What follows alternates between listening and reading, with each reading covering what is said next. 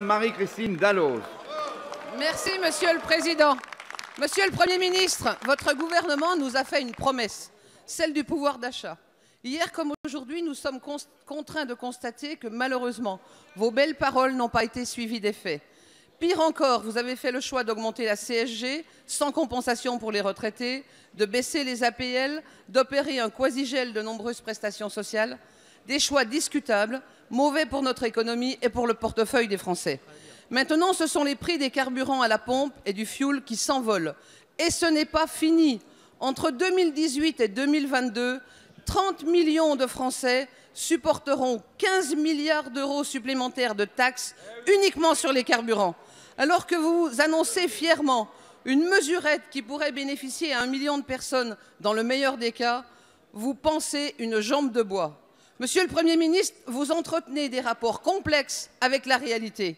Le pouvoir d'achat des Français est en berne et ces derniers ne cessent de vous crier leurs difficultés quotidiennes. Quelle réponse leur donnez-vous? La suppression de la taxe d'habitation, l'exonération des cotisations salariales, le compte n'y est pas. C'est un matraquage fiscal que vous infligez à nos concitoyens. Élu d'un territoire rural, je me fais le porte-parole de celles et ceux qui n'ont d'autre choix pour se rendre à leur travail que de prendre leur véhicule et qui, pour une grande part, se chauffent au fioul. Que leur répondez-vous? La transition énergétique? Soyons sérieux, y croyez-vous vous-même? En conséquence, nous proposons un moratoire sur la trajectoire de la taxe carbone et vous exhortons à entendre la colère des Français face à ce qu'ils considèrent être une politique injuste et inefficace. La seule réponse acceptable que les Français attendent, c'est la suspension pure et simple de ces hausses de taxes, et ce, dès le 1er janvier. Monsieur le Premier ministre, qu'attendez-vous pour prendre la mesure de la situation à la veille d'une mobilisation citoyenne sans précédent? Merci. La parole est à Monsieur Benjamin Griveaux, secrétaire d'État auprès du Premier ministre, porte-parole du gouvernement.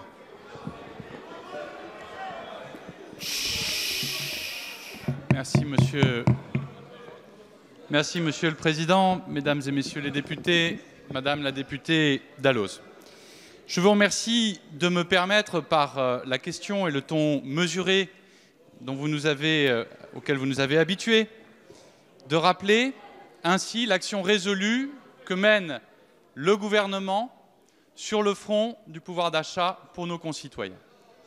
Mesures qui ont été annoncées ce matin par le Premier ministre sur un sujet, celui du carburant, mais qui suit bien d'autres sujets sur lesquels je rappelle dans cet hémicycle que les bancs que vous occupez ont voté contre la suppression de la taxe d'habitation pour 80% de nos concitoyens dès 2020 et pour la totalité des Français, dont je rappelle que vous avez été élu député avec un programme proposant une augmentation de la TVA de 2% pour tous les Français.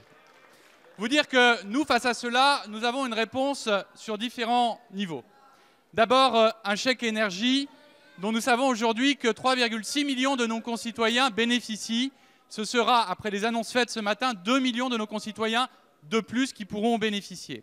Une super prime pour la transition écologique sur les véhicules, passant de 2 000 à 4 000 euros pour les foyers non imposables et donc pour nos concitoyens les plus modestes. Mais également, et vous le savez, les indemnités kilométriques et l'augmentation des indemnités kilométriques, en particulier pour les classes moyennes et en particulier pour les indépendants dont on sait que dans certains territoires, ils doivent faire beaucoup de kilomètres afin de pouvoir exercer leur métier. Alors je vous donne rendez-vous, madame, et je donne rendez-vous aux députés de votre groupe pour voter courageusement ces mesures qui permettront d'augmenter réellement le pouvoir d'achat des Français, en tout cas de le faire plus sûrement qu'en allant bras dessus, dessous, faire le blocage de certaines voies de circulation samedi, comme manifestement le président de votre parti a l'intention de se rendre. Merci, monsieur.